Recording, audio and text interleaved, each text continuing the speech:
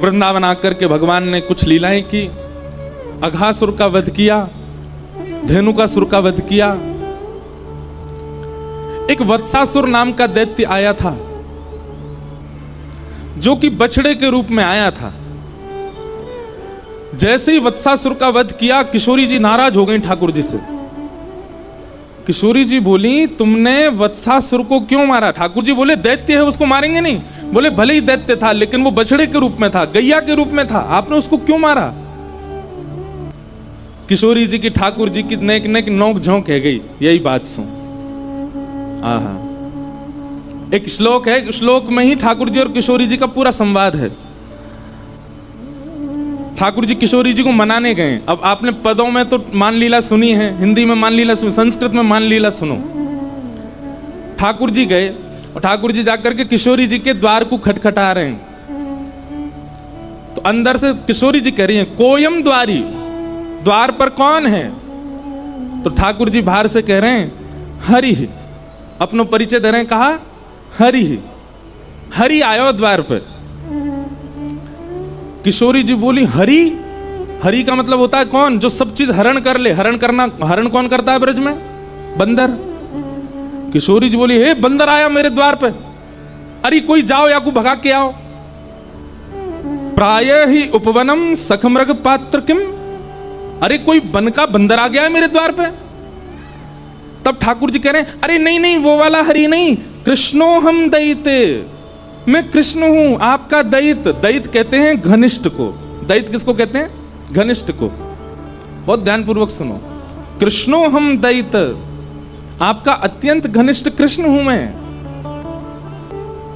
किशोरी जी ने जैसे ही सुनी कृष्ण आया है, अब कृष्ण का मतलब क्या होता है?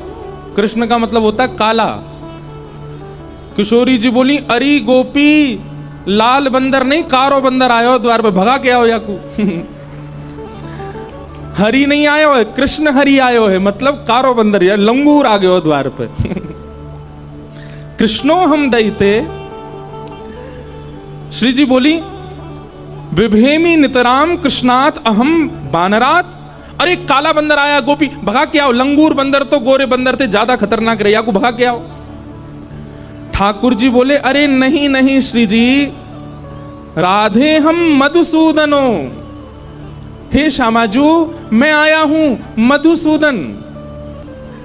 किशोरी जी बोली, ओहो ब्रजलताम तमेहि पुष्पान निविताम, अरे सखी देखो तो द्वार पर लगता है मधुमक्खी आई है।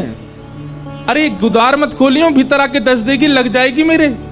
ये पूरे ब्रज बीथीन के ब्रज रसन को चखवे वाली मधुमक्खी आई है, ये भौरा आया है द्वार पे, इसको भीतर मत आने देना। ठाकुर जी हर प्रकार से हाथ जोड़ रहे हैं, पाम जोड़ रहे हैं, अपने सब बात बता। ठाकुर जी मूड पकड़ के बेटे, कहा बताऊं? हरि बताऊं तो बंदर सुने, कृष्ण बताऊं तो कारो बंदर, मधुसूदन बताऊं तो यूं सोच रही है कि मैं मधुहार हूं, मैं मधुमक्खी हूं। ठाकुर जी कह रहे हैं, अरे मैं जगत नियंता जग पालक आया हूं। किशोरी जी कहीं विधाता आजकल पृथ्वी पे घूम रहा है, मेरे द्वार पे आ गया विधाता, ब्रह्मांड नायक आ गया। किसी भी कारण से श्री जी द्वार नहीं खोल रही हैं। ठाकुर जी समझ के मान कर रही हैं, रूठ गई हैं मौसम। अंत तो गत्वा ठाकुर जी कहते हैं, अरे मैं ब्रज बीथीन को दास, ब्रजवासीन को दास, श्यामाजू को दास, आप सब ब्रजवासीन की कृपा दृष्टि से पलवे वारो, आप सबन को दास आयो हूं।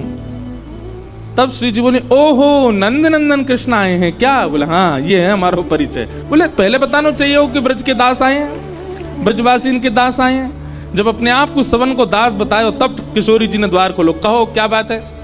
बोले श्री जी क्षमा कर दो ना, हमसे अपराध है क्यों? किशोरी जी बोली, अपराध नहीं, आपने वत्सासुर को क्यों मारा? वो बछड़ा बन के आया था। ठाकुर जी बोले, आप बताओ मैं कहां करूं, कैसे मेरा अपराध दूर होएगा? श्री जी बोली, अब तो एक ही उपाय है। बोले कहा, अपने हाथन के श्रम से, अपने शरीर के श्रम से एक कुंड प्रकट करो, वहां में स्नान करो, और वहां में जब आप स्नान करोगे तब पाप निवृत्त होगे, तब मैं आपको स्वीकार करूंगी। ठाकुर जी ने सुंदर कुंड को निर्माण कियो। रोज जाते जा जा करके महाराज कभी बतामे ठाकुर जी ने अपने कंगन से, कभी कहमे पाम के अंगूठा से छिद्र से खोदनो प्रारंभ कियो। एक सुंदर कुंड को निर्माण कियो, वहां में जल को स्रोत प्रकट है गयो, वही है कृष्ण कुंड। ठाकुर जी ने उसने स्नान किया। ठाकुर जी स्नान करके गए, श्री जी से जाके बोले मैंने कुंड भी प्रकट कर दियो, स्नान भी कर लियो, अब तुम मुझको स्वीकार कर लो। किशोरी जी बोली तुम पे भरोसा ना है मुझे। अरे मैंने इतनी मेहनत करके कुंड बनायो, नहाए आयो, अब तो स्वीकार करो। किशोरी जी बोली मुझे भरोसा ना है, मैं अब एक कुंड बनाऊंगी। तब किशोरी जी ने अपने कंगन से खोद करके नवीन कुंड प्रकट कियो, वही को नाम है राधा कुंड। और ठाकुर जी को आज्ञा दी अब या में स्नान करो, या में गोते लगाओ, और या में खड़े है करके फिर क्षमा मांगो ब्रजवासीन सो, गैया सो, तब क्षमा करूंगी। ठाकुर जी ने वहां में स्नान किया, कान पकड़ के क्षमा मांगने लगे, सब ब्रजवासी गैयान से क्षमा मांगी। तब श्री जी ने ठाकुर जी को बाहर लेकर के अपने हृदय से लगाए, अब स्वीकार करेंगे। नहीं तो महाराज ठाकुर जी से रूठ गई श्री जी, स्वीकार नहीं कर रही हैं, त्याग कर रही हैं। एक भाव प्रकट हुआ कि ठाकुर जी ने सब गोपीन के मक्खन चुराए, किशोरी जी को मक्खन नहीं चुराए हो। कभी ठाकुर जी ने किशोरी जी के यहां जाके मक्खन नहीं चुराए होगो का? ध्यान से सुनियो। अब वैसे तो आपको चिंतन करना चाहिए, पर फिर भी आंख खोल के ही सुन लो। जब जब भाव लगे तो नेत्र बंद करके उस छवि का दर्शन करना जो यहां लिखा है। आहा, कीर्ति मैया, राधा रानी की मैया ने किशोरी जी से कही लाली अब तू बड़ी होती जा रही है, ने घर के काम काज सीख ले। किशोरी जी बोली कहा करूं मैया? बोले अब तू दही मथनो सीख ले, मक्खन निकारे कर, धीरे धीरे घर के काम ने अपने जीवन में ला। तो किशोरी जी आज पहली बार दधी मंथन कर रही हैं। आज किशोरी जी ने जैसी मथनी पहली बार चलानो प्रारंभ कियो, सबरे ब्रजमंडल की गोपी इकट्ठी है गई, बधाई गायन लगी, नंगाड़े बजन लगे पूरे ब्रजमंडल में। सब पूछन लगे अरे भैया काय बात के मंगल गाए जा रहे हैं? बोले आज वृषभानु नंदिनी किशोरी जी पहली बार मक्खन निकाल रही हैं। आहा, ब्रजवासीन की भीड़ लगी है, पहलो मक्खन को प्रसाद हमको मिलना चाहिए। लंबी भीड़ लगी है, वृषभानु जी सबको संभाल रहे हैं। बोले चिंता मत करो, लाली मक्खन निकाल तो ले, एक एक बिंदिया, एक एक बिंदी मक्खन सबको मिलेगा प्रसाद में। नंगाड़ी की आवाज पहुंच गई कहां? नंदगाम। इतने में दौड़ो दौड़ो मधुमंगल गए और ठाकुर जी के पास।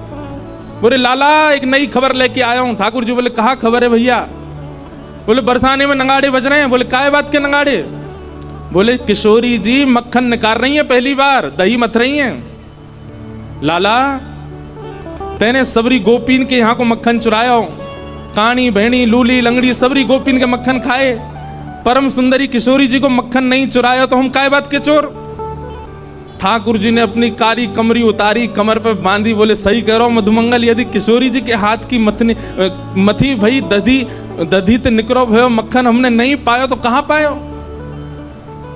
मधुमंगल बोलो योजना तो ऐसी है कि किशोरी जी के हाथ से निकरो मक्खन सबसे पहले कुल देवी को पधराया जाएगा। लाला तू कछु कर, कैसू करके वह माखन को खाए के यार।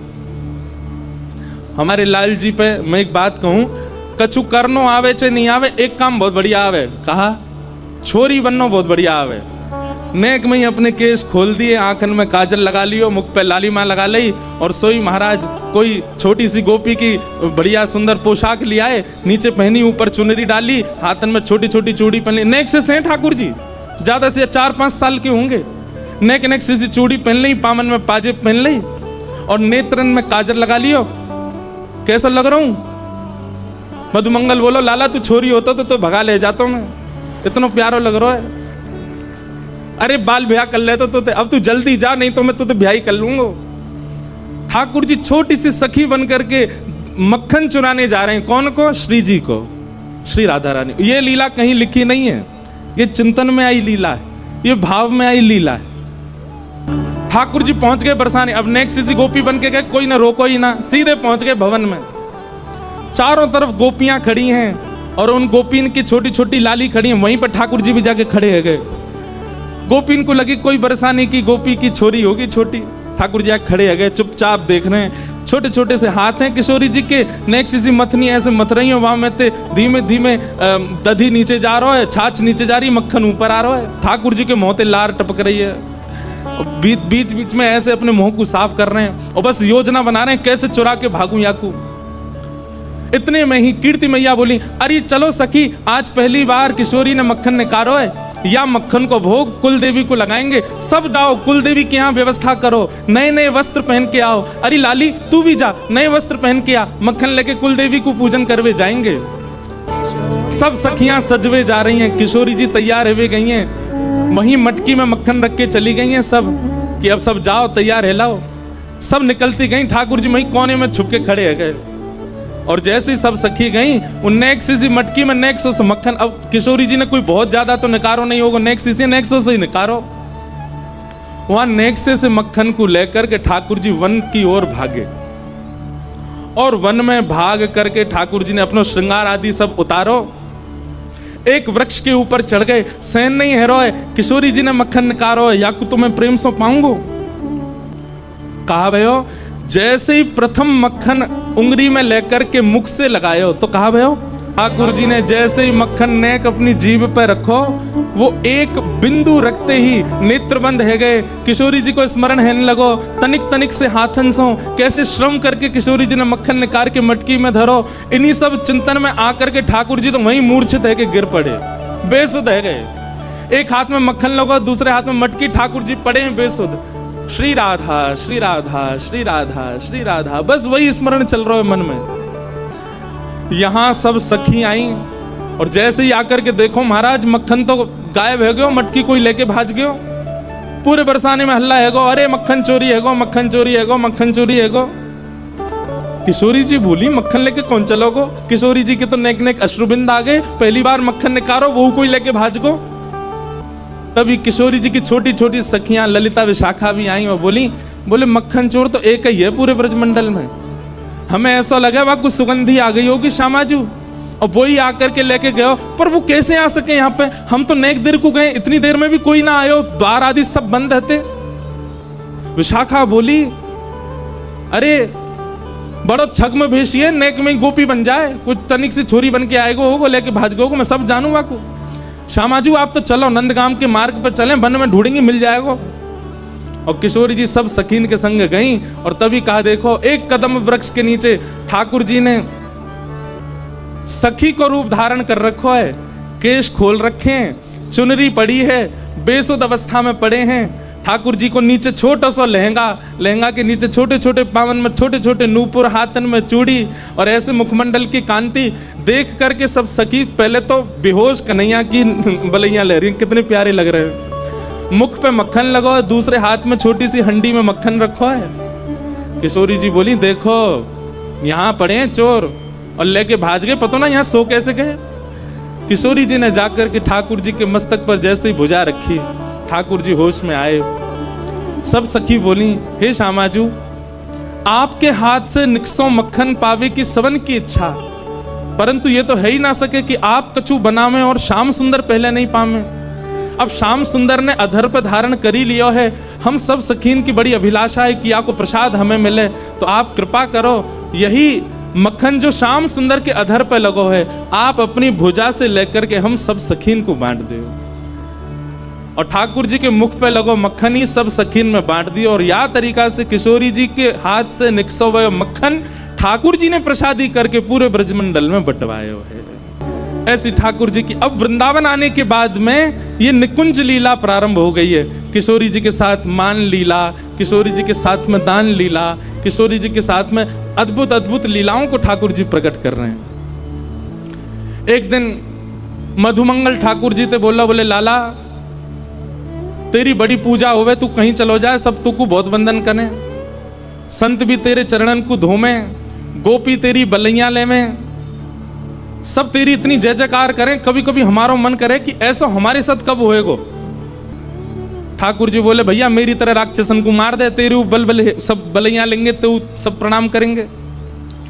मधुमंगल बोलो, जे बात ना है लाला, ये जरूर तेरी पोशाक को कोई कमाल है, ये तू मोर पंख पहन के आवे, कारी कमरी कमर में बांध के आवे, पीली पीतांबरी पहन के आवे, यही से आकर्षण बने सबन को।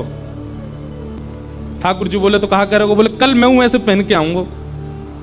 और दूसरे दिन मधुमंगल भी ठाकुर जी की तरह पगड़ी बांध के, वहां में मोर पंख लगा के, कमर में काली कमरिया बांध के, और बढ़िया ठाकुर जी की तरह वैजंती माला पहन के, और जैसे ठाकुर जी टेढ़ी मेढ़ी चाल चले ऐसे चलतो भयो, वंशी बजातो भयो, मधुमंगल आगो। ठाकुर जी बोले, मधुमंगल क्या कर रहा है? बोले, लाला अब तेरी तरह मैं हूं डोले करूंगा, सब मेरू बलैया ले करेंगे, मेरू आरती करे करेंगे।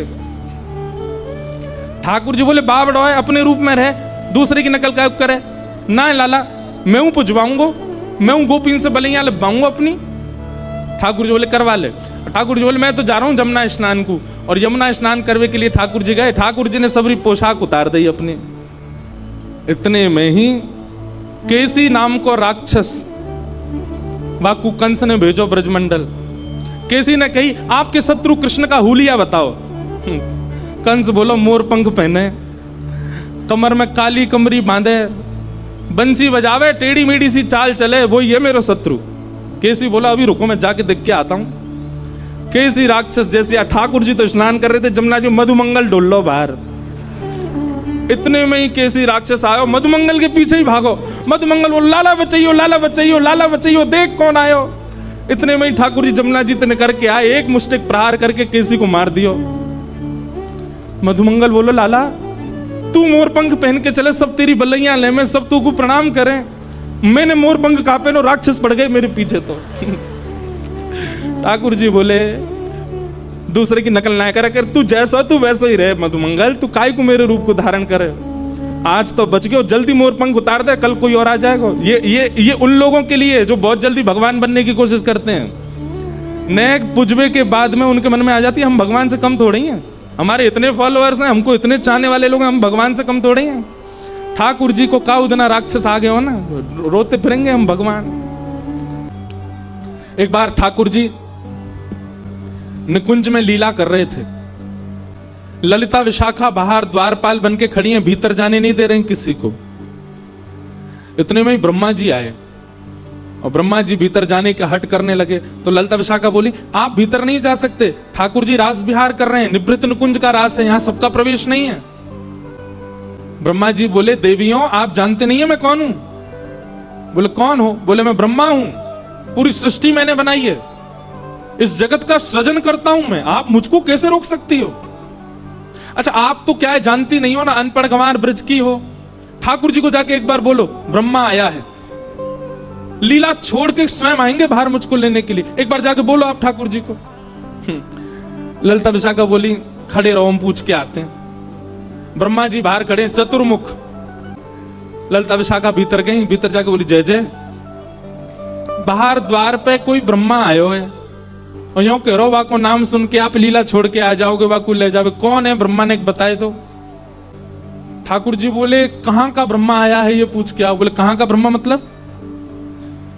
ठाकुर जी बोले, हमारे शरीर में जितने रोए हैं ना, प्रत्येक रो में एक ब्रह्मांड है, और एक ब्रह्मांड में एक पृथ्वी है। ऐसे हमारे प्रत्येक रो में एक ब्रह्मांड नहीं, हमारे प्रत्येक रो में 1 करोड़ ब्रह्मांड हैं, और एक ब्रह्मांड का नायक एक ब्रह्मा होता है। हमारे एक रो में 1 करोड़ ब्रह्मांड है। उससे पूछ के आओ, कौन से रोए के कौन से ब्रह्मांड का ब्रह्मा है, पूछ के आओ। ललिता विशाखा बाहर आई, बोले, ब्रह्मा जी। बोले, हाँ जी। कहां से आए हो आप? बोले, ब्रह्मलोक से आए हैं। आपने बताया नहीं ठाकुर जी को? बोले, बताया। ठाकुर जी ने जो उत्तर दिया वो सुन पाओ तो सुनो। ब्रह्मा जी बोले, बताओ। बोले, ठाकुर जी कह रहे हैं उनके एक रो में 1 करोड़ ब्रह्मांड है, एक ब्रह्मांड का एक ब्रह्मा होता है, मतलब एक रोए में 1 करोड़ ब्रह्मा हैं। आप कौन से रोए के कौन से ब्रह्मांड के कौन से ब्रह्मा बताएंगे? ब्रह्मा जी चक्कर खा के गिर गए वहीं पे। बोले, ये बात तो मुझे पहली बार पता चली कि मेरे जैसे 1-1 करोड़ एक रोए में बैठे हैं। कान पकड़ लिए ठाकुर जी, मुझे लगा कि मेरी सत्ता बहुत श्रेष्ठ है। एक दिन ठाकुर जी गैया चरा के लौटे तो महाराज पूरे ब्रजमंडल में देसी घी की सुगंध, सब ब्रजवासी 56 भोग बना रहे हैं। ठाकुर जी ने जाके पूछी, भैया ये 56 भोग कौन के काजे बननो है?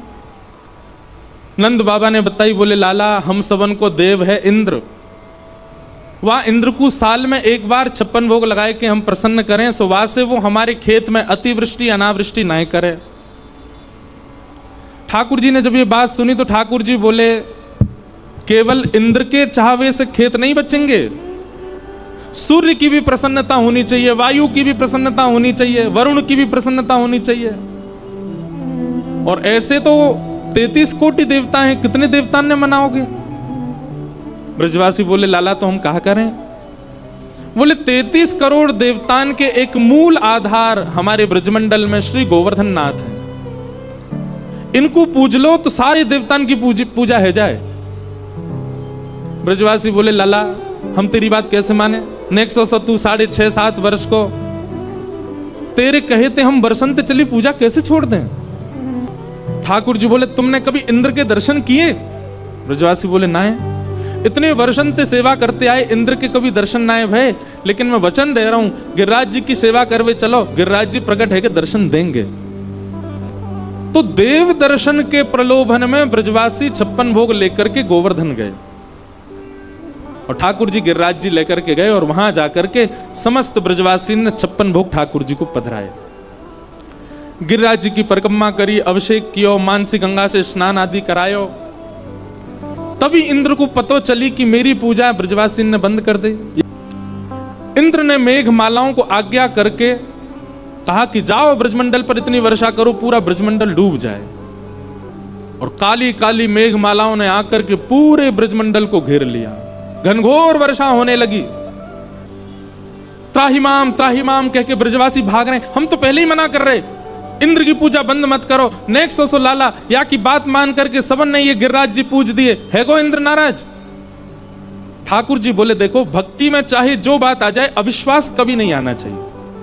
बहुत ध्यान से सुनिए, आपके साथ घटने वाली घटना से कभी आपके चित्त में ऐसी भावना आ जाती है कि भगवान ने मेरे साथ उचित नहीं किया, यह सबसे बड़ा अपराध है भक्ति में। जैसे ही सब ब्रजवासी दौड़ने लगे, भगवान बोले इन सबके चित्त में अविश्वास आ गया, मुझे कुछ करना पड़ेगा।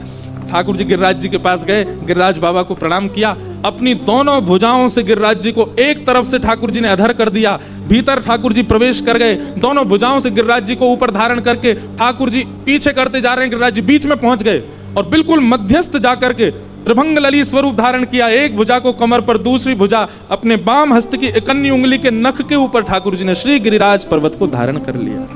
बोल गिरवरधारी गोपाल की।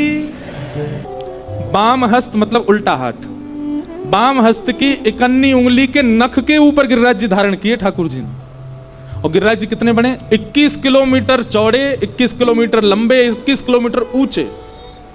इतने विशाल पर्वत को ठाकुर जी ने अपनी इकन्नी उंगली पर धारण कर लिया। और ब्रजवासी तो बोले आ जाओ आ जाओ आ जाओ, सबरे आ जाओ, नीचे आ जाओ, मैंने छतरी उठा ली है। ब्रजवासी सब पहुंच गए, सब जाकर के ठाकुर जी की उंगली को देखें और फिर कहें ओ भैया गिरिराज जी नीचे आ जाएगा, अपनी अपनी छड़ी लगाओ।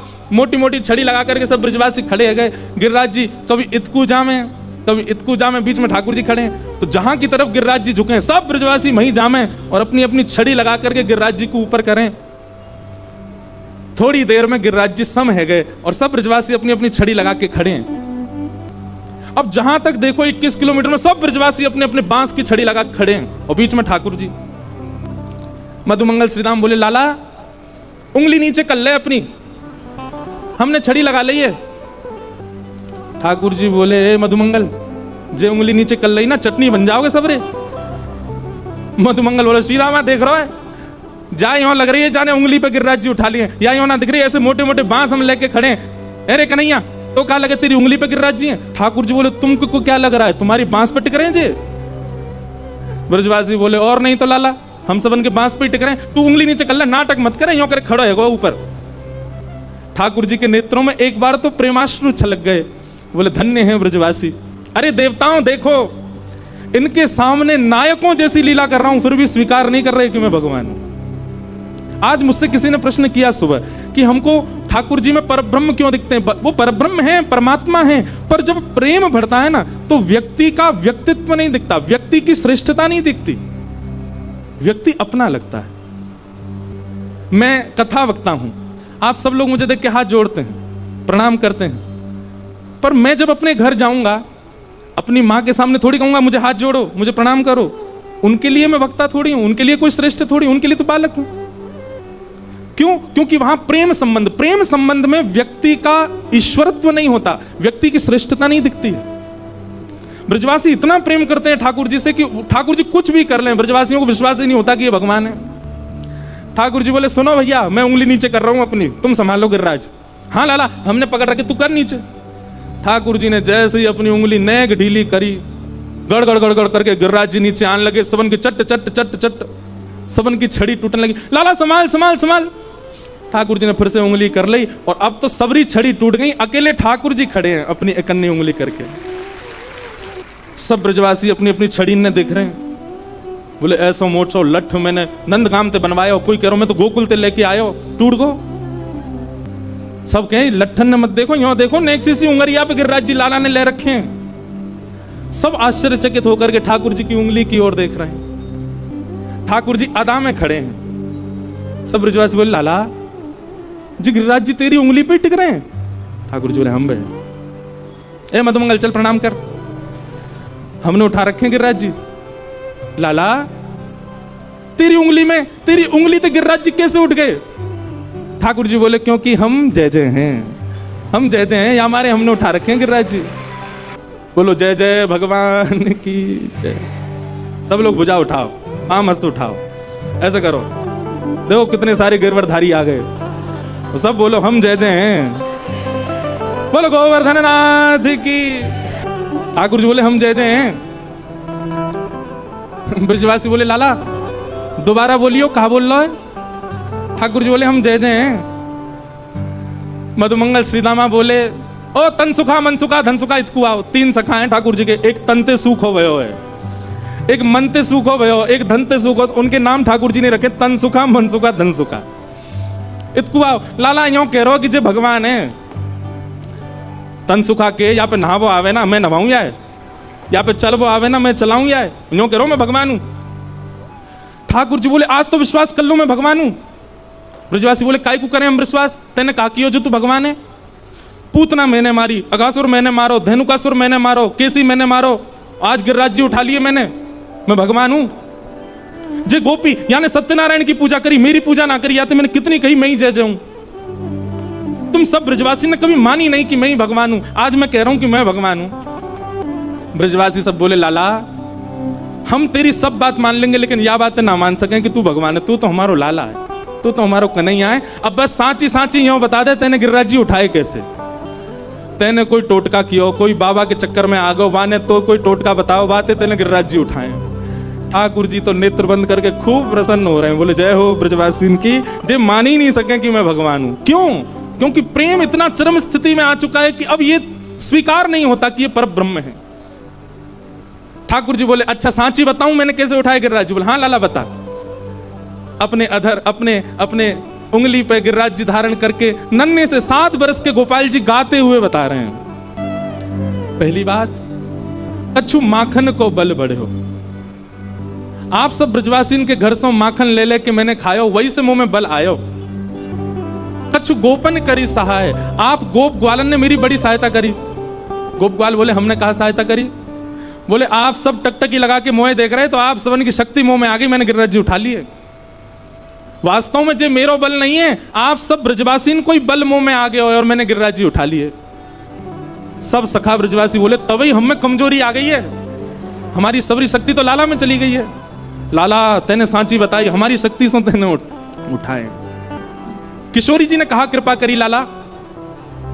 तो भैया ठाकुर जी जब गिरिराज जी धारण करके शिला के ऊपर खड़े हैं ना, वही शिला के पीछे किशोरी जी अपनी भ्रगुटी टेढ़ी करके बैठी हैं और उनके दिव्य नेत्रन से दिव्य तेज प्रकाश प्रकट है रहो है। वास्तव में गिरिराज जी तो किशोरी जी के दिव्य तेज प्रकाश पर टिको भयो है। लाला तो केवल उंगली लगा के खड़े हो गए। गिरवरधारी तो हमारी किशोरी जी हैं, लाडली जी ने गिरिराज जी धारण कर रखे। अब वो प्रसंग बहुत बड़ा हो जाएगा, बताना तो बहुत लंबा है। गीत गोविंद में कहते हैं अभिनव जलधर सुंदर धृत मंदर हे, श्री राधा मुख चंद्र चकोर जय जय देव हरे। जयदेव महाप्रभु कहते हैं वास्तव में श्री गिरिराज जी धारण लीला ठाकुर जी ने किशोरी जी को देखते भय करी है और देखवे के काजे करी है। जयदेव महाप्रभु का भाव तो ऐसा है कि नाथ आपने जैसे ही गिरिराज जी धारण किए, इंद्र को तो पता चल गया था कि आप परमात्मा हो। इंद्र ने वर्षा कम करने का मन भी कर लिया था, पर तभी आपने इंद्र को इशारा किया कि अरे इंद्र वर्षा बंद मत करियो, इतनी वर्षा कर, इतनी वर्षा, सबरे भंडार खोल दे अपने। क्यों? क्योंकि आपने कहा सब ब्रजवासी मोए घेर के खड़े हैं और इन सब के घेराव के कारण श्री जी मेरे सामने ही खड़ी हैं बिल्कुल, और श्री जी को देखवे के काजे या से बढ़िया अवसर मुँह को नहीं मिलेगो। मैं अनवरत अपलक नेत्रन से श्री जी को दर्शन करना चाहूं। अरे इंद्र तो पे जितनी वर्षा है सके तू कर दे। क्यों? जब तक वर्षा होती रहेगी ब्रजवासी कहीं जाएंगे नहीं, ब्रजवासी कहीं जाएंगे नहीं, श्री जी मेरे सामने खड़ी रहेंगी, मुख दिखती रहेंगी, इनको दर्शन। इसलिए जयदेव महाप्रभु कहते हैं श्री मुख चंद्र चकोर जय जय देव हरे। आप श्री जी को देखने के लिए 7 दिन तक गिरिराज धारण करके खड़े रहे। वास्तव में गिरवर धारण लीला तो चंद मिनटों में पूरी होने वाली थी, पर 7 दिन तक श्री जी के दर्शन के लिए चलती रही। क्योंकि ठाकुर जी क्यों गिरिराज जी के, श्रीनाथ जी के नेत्र नीचे क्यों रहते हैं? और नीचे श्री जी खड़ी है, उनको देख रहे हैं। ऐसे गिरवरधारी गोपाल मधुर लीला ठाकुर जी ने गिरिराज जी की करी, और या लीला को हम विराम दें। बोलो गिरवरधारी गोपाल की।